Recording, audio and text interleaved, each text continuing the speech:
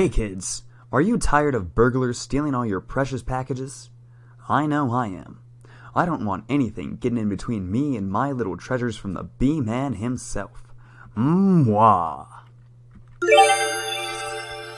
If you're anything like me, then you need something to make those bad guys pay for their crimes against society.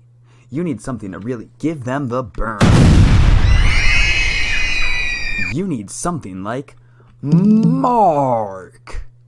Mark might seem like any ordinary plush octopus that you might find for $3.99 at your local Goodwill, but he comes with a special surprise hidden underneath. Unlike most octopuses, Mark doesn't try and simply scare away potential package-peddling predators, but rather painfully disables them with police-grade pepper spray.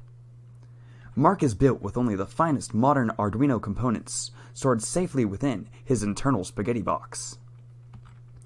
As you can see from this super simple circuit diagram, Mark is powered by a 9-volt battery and is internally composed of an IR sensor for arming and disarming, as well as a photoresistor and force sensor for triggers.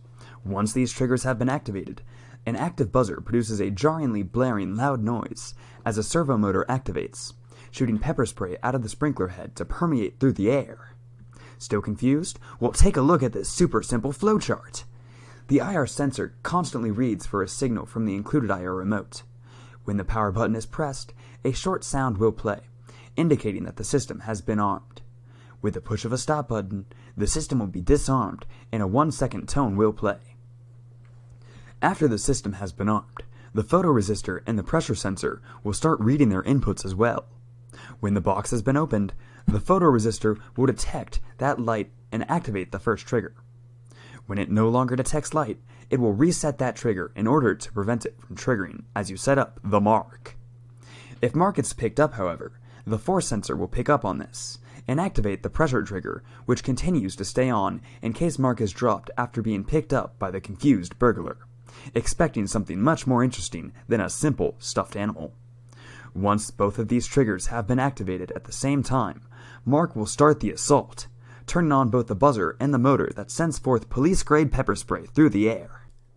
Now that we've seen a bit of those juicy internal workings of Mark, let's take a closer look at the physical components, as well as some of the struggles encountered along the way. Here we have a much smaller than anticipated thing of practice pepper spray that I quickly ran out of before I switched over to actual mace.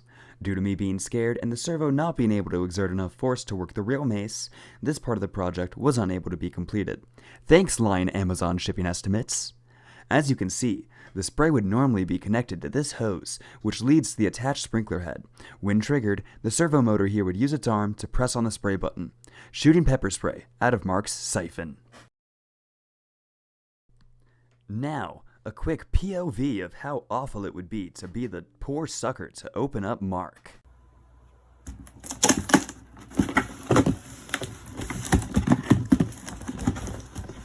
Having some trouble there, big guy?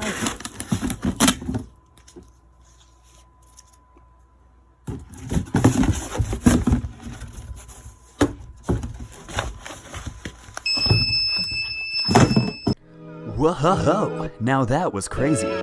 Now how about a theoretical reenactment of what would happen using Mark in the field.